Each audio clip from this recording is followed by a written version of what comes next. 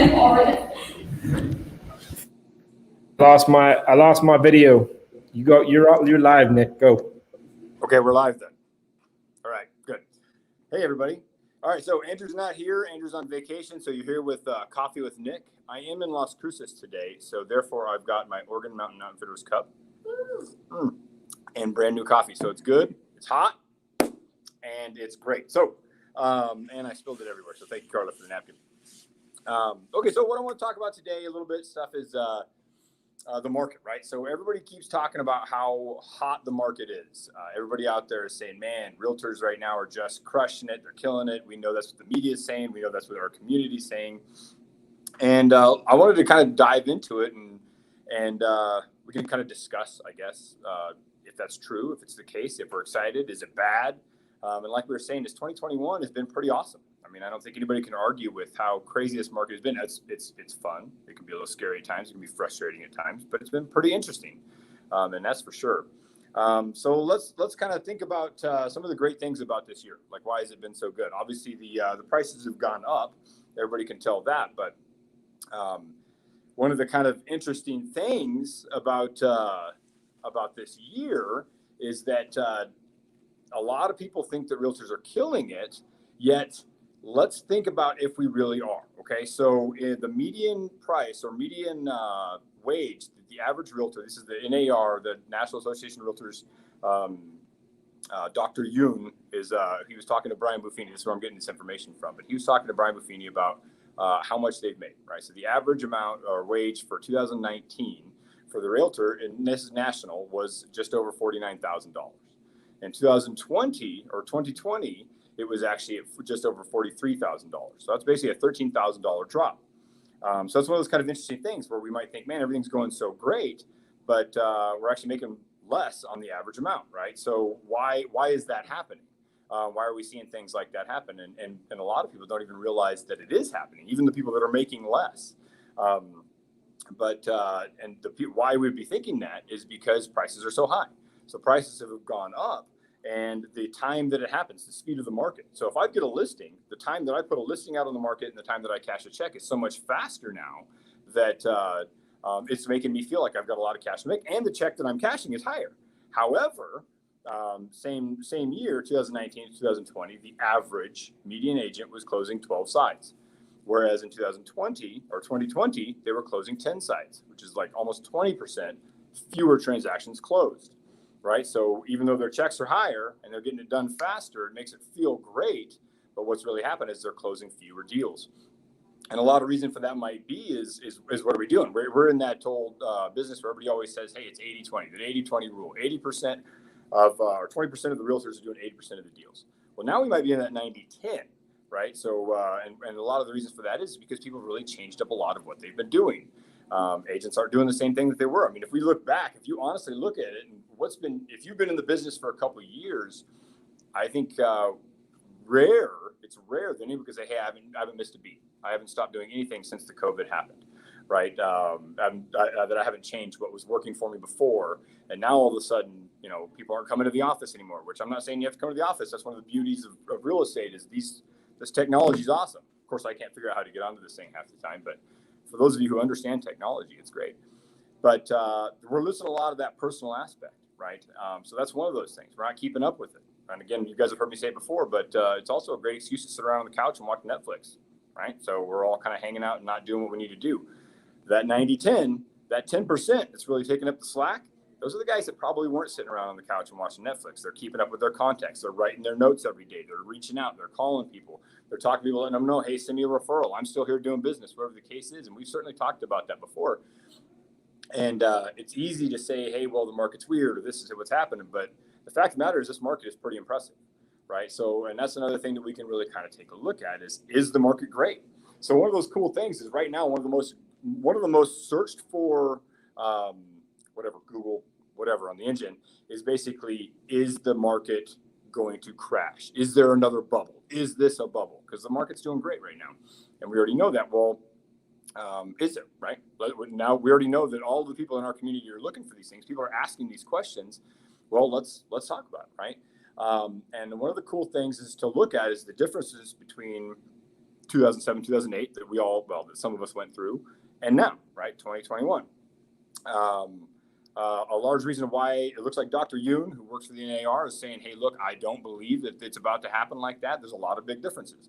Inventory is a huge one. So July of 2007, there were just over 4 million properties for sale, right? That's a lot. Now, this is national, but 4 million properties for sale. First half of 2021, on average, is just over 1 million properties for sale. So that's huge. The inventory is a lot different, right? We're not just saturated with the market. So that's huge in itself. Another thing is going to be is those shady lending practices of 2007, 2008. We've all heard the stories of back when I got into the business, when Brian had just been in there for a little bit, and Andrew. People were coming in and they were saying, hey, yeah, oh, you think you might get a job? Yeah, okay, you can get this house for $250,000. We think you're good for it. That's not happening today. For those of you who are working with buyers, I mean, you're having to jump through a lot of hoops, and you're like, geez, these guys are so damn strict. Like, what's going on? Because that's actually a pretty good thing. The fact that they're being so strict on these lending qualifications means that people are going to start staying within their means, right? And why is that important to us? Well, that means fewer foreclosures, right? You shouldn't have someone who's making $50,000 a year living in a $500,000 house. Realistically, I'm not going to tell you shouldn't go live your dream, but whoever's lending you the money probably should, because they're going to see it again. You're going to end up sending that out. Another big difference in 2007, 2008 was, there were very low down payments, right? So if any down payments, they had these crazy lending, but they had such low down payments, which meant people had very little to no equity in their property, right? So if you did turn around and had to sell it, or the case was, it just wasn't there. I mean, you were coming to the table with so much. Well, now, again, if you guys are working with buyers, you're probably having to bring something to the table, right? In fact, nationally, we're seeing a larger amount of down payments than we have in a long time, if ever. And why is that important? Well, that means they're having more equity. We have more skin in the game. And if I didn't put anything down for the house that I'm living in, and now all of a sudden I'm like, man, this payment is way more than I want to do. It's just putting me out, and I can't go to all the different gyms and all the cool cable packages and whatever else, plus this, that, and streams and all that jazz. Man, I'm just going to walk away from it. I didn't put anything down anyways. Who cares? Now, if I put down $20,000, yeah, I'll stick it out. I guess I don't need to watch the newest Avengers sitcom or whatever they got going on. So it's one of those kind of things where if you get a little more skin in the game, you get a little more equity in that property, I'm a little more reluctant just to say, screw it, take it back then, bank. So that's one of those big ones.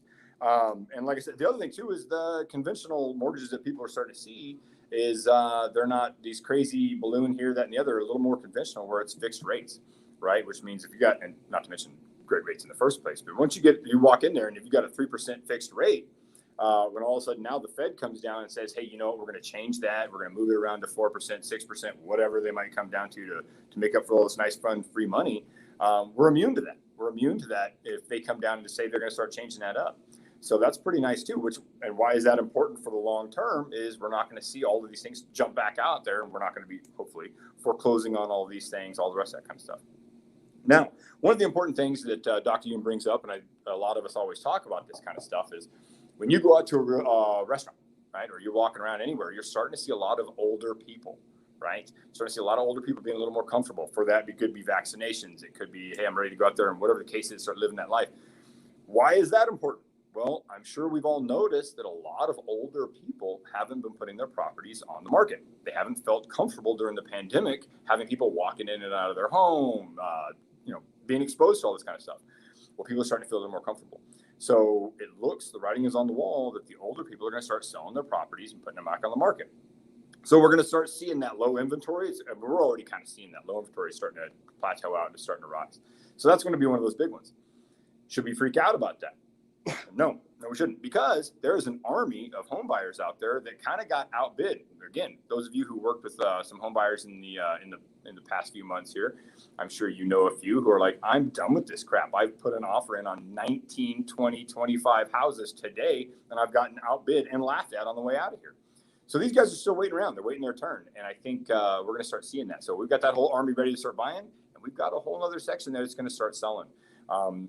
We should hopefully start seeing these builders start picking back up. But in the meantime, hey, resale's king, right? Anything to add on that, Brian?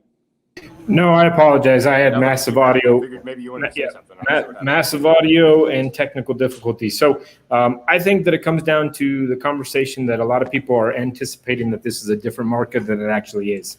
Affordability is a big issue, right? The monthly affordability is a big issue. People think that people can't afford houses today and therefore the market will come down. The answer is they can't afford houses because the interest rate has come down. So therefore, a person that could have afforded a $1,200 payment that would have bought them a $160,000 house when you bought your house for $160,000 today can buy a $185,000 house with the same exact payment. Why? Because of interest rates. Interest rates fluctuating oftentimes changes the affordability index. And the affordability index is what Mr. Yoon was talking about, is that the market itself in general has shifted. So the caliber of a national average over the last 25 years has been 0.25%. So that means that a person is using 0.25% on average of their income to buy a house. Well, that average, and rephrase that, for the last 10 years, it's been 0.2%. Today, it is only 0.25%. So we're talking a minuscule change in the grand scheme of things.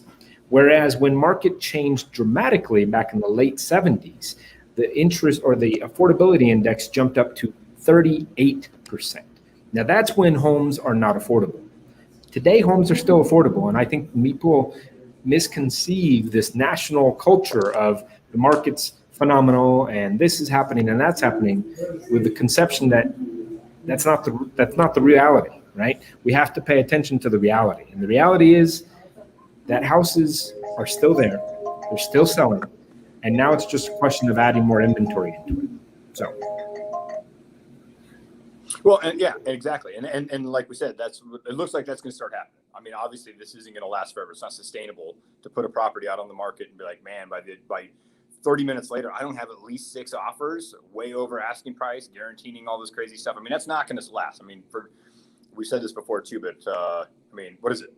Andrew was saying there's 60 new agents in El Paso every month, right? So there's a lot of people who all they know is this pandemic real estate. And there's a lot of people that are going to be surprised when this changes. I mean, it's not going to stay like this. And that's another really big thing that Brian Buffini's always talking about is it's really tempting to get sloppy, right? To get a little sloppy during these times because you can just throw a sign in the yard, throw it up on MLS, right? Like, hey, great little starter home, whatever. Do the right thing, right? From A to Z, do what you're supposed to be doing in a hard market. If you're doing that in a market like this, hey, you get a listing, yeah, chances are it's going to go pretty fast. You might not. You could probably cut a few corners. Try not to cut so many corners. Try not to cut any corners. I mean, do the right thing. I mean, these people are paying you to take care of their largest asset. Let's make sure we're taking care of them. Now, I'm not saying anyone in our office would ever do that or anyone who's listening to this video would, but it's certainly tempting. Right? See, but I'll step out and say that everybody's doing that. It is very easy to become comfortable in a good market. It's very easy to become comfortable with what you can do and how you complete things to be done during a good market. A good market is when you should be defining good habits, right? 100%. You should define your good habits during the market that we're dealing with right now, because the problem is oftentimes people define their good habits in bad markets, and then they lose those good habits in good markets. It should be the opposite, and that's the key. Well, and the other thing too is I mean, let's be honest, right? I mean, these are our clients, and these are people that know us, and if they're going through the process, I mean, they're going to notice if we're really just not bringing everything we have to the table. I mean, they really are, and they're going to. First off, they all know somebody who wants to buy or sell a house, right? Chances are they're and especially right after you finish it, would you rather be like, well, he cut a lot of corner, and I did get what I wanted, I got the house, or yeah, he sold my house, but geez, I couldn't get a hold of the guy, or he was so rude, or I kept feeling like I was the least important thing in the room whenever I was talking to the guy. That's not what any of us want anyone to say, regardless, whether it's money's on the line or not. But people start talking like that, they're probably not going to refer you out to their friends, family, and loved ones.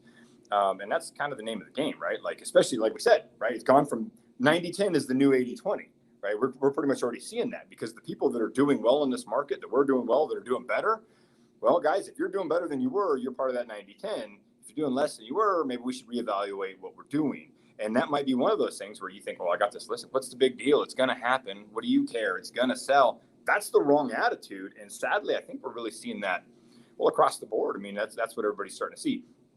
Don't be that guy. And like Brian says, in the good market, this market right here is where you should really be doing that. They're going to go out there and you will be part of that 90-10 because they're going to send everybody your way. They're going to be like, this guy just took great care of me. And I know my sister's thinking about selling. And guess what? Sooner or later, those people don't stay in houses forever anymore. So sooner or later, those people are going to sell that house and buy another one. I'd sure hope they'd come back to you. I mean, we all hear the stats, right? Like over 80% of people would use the realtor they used the last time they did a transaction. Fewer than 15% of people that answered that yes know who their realtor was. And we see it all the time. People come in and be like, hey, I'm looking for my realtor. He sold me a house like 4 years ago. I'm like, okay, do you remember his name? No, he was a guy. I don't know. He might have had hair. I don't really know the answer on that. Guys, that's bad, right? And it happens all the time. So that's what it comes down to. Give outstanding service. Oh, and then here's the other one. Communicate. Communicate. And if the market's great, that's the other cool thing. Like, why not communicate when things are going so well? Hey, I just had 82 offers on this house all over. I would call 82 separate times. Why not? Like, man, your house is amazing. That really cool little fountain that you and your dad put together 48 years ago in the front, man, that's probably what's causing it. Make them feel good. Get them going. These are all good things you can call with. I mean, maybe not all. The termite inspection goes bad, but still, at the end of the day, call them, talk to them. It is a cool market. Look awesome. It makes you look like a rock star, and you're not even having to come up with content to give them calls. In the crappy market, when it sits there for 48 weeks or whatever, and you haven't had a single, then it's really sucky to call them every Friday, like, hey, nothing new at all. That's not what you want, right? Right now, you're like, hey, we got a whole another couple of offers, man. We're gonna keep this thing out there. Still accepting more offers. Make them feel good. Sorry, go ahead, Brian. So, I think so. Here's the thing. So we had a conversation yesterday with Kent. That Kent had a conversation that said that, listen, a lot of people are getting into the market and they're missing the fact that the market is. Sorry, my audio is playing. I'm not sure if he's signaling me to go. No. My audio went bad sour today, so I don't have any blackout of the rest of the obvious bar that I'm sitting in. So nonetheless, the conversation is this. A lot of new agents are getting into the business, right? So they're getting into the business with this expectation of making lots of money, buying a fancy car and all these things. They get in the market and they find out it's a lot harder than it actually anticipated being. Well, the problem is the agents that were making money before are still making money, but they're doing it sloppily, just like you talked about. And the problem that we stand is that because of that, it's trimming the market. It's making it more difficult. And especially in our market in El Paso, we're dealing with the fact that there is a lot more agents than there used to be. But then you factor in the fact that LA has 30,000+ agents, that Houston has 14,000. And I know I'm using the wrong number, but the point is they have a lot of agents for the amount of people. El Paso. Yeah, El Paso is one of those little caveats that we don't tend to realize how much actual inventory we have in comparison to the amount of agents we have. And we're blessed in that factor. But the market in general is seeing a lot of people say, hey, I can do real estate. And you actually create this problem when you're sloppy. Why? Because Nick doesn't do a great job, but he still sells the house and makes a lot of money. Well, guess what? Nick sold my house. So I'm like, I could do it better than Nick. So I want to get in real estate. And then the market shifts and it's not as good as it was. And you're not getting 35 offers on the same house. Well, now I got to figure out how to be exceptional. While Nick had some of those habits already built in, he just wasn't adapting them in the current market. And that's the problem, is that it's you got your blinders on, right? I'm reading a book to my daughter right now, Black Beauty, and the conversation is about blinders, right? A horse putting on blinders. And the concept is the horse tells them, I don't need blinders, but some horses do. Well, guess what? Not everybody needs blinders, but some horses do. And that's what it comes down to, is sometimes we got to realize that people don't put blinders on. And if they put blinders on, they don't see the rest of the market. So we just have to be smart about it. We have to be responsible about it. And we have to realize that this is one of the biggest assets that people are putting their money out into, and the biggest asset that they may ever sell in their life. If we're not responsible with that, then that's on us. And that's our responsibility to step up to that plate. Absolutely. So I hope we learned a couple things. One, we're not all Black Beauty. Some of us need them, some of us don't, right? You know who you are. The other thing too is yeah, guys, I mean, come on, let's like Brian said, I mean, this is something they're entrusting us with, something that if we do a bad job, and we've all heard horror stories where things go bad, but if we do a bad job, I mean, we could legitimately damage that family's well-being, right? Like they couldn't go on that vacation they had, or they couldn't buy the new home that they had.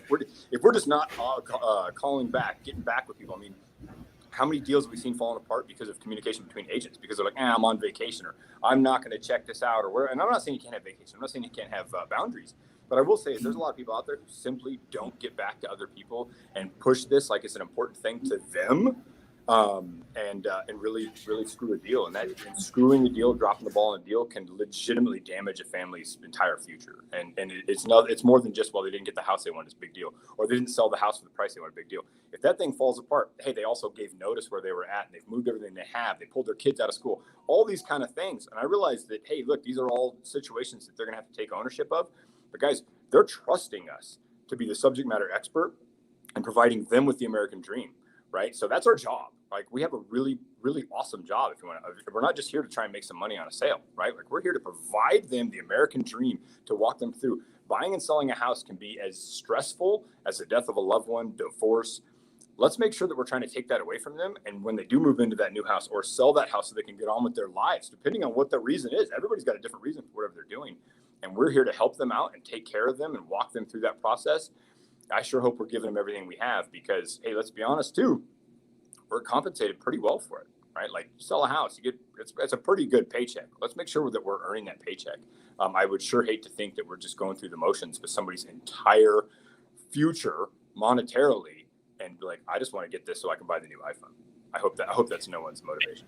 Yeah, and we've heard this for the entire time that we've been in the business, because this was a kind of a nomenclature for our office at one point. It was the culture of the office for a while, and we had to translate it into something different. You sold a commission and you went to Vegas.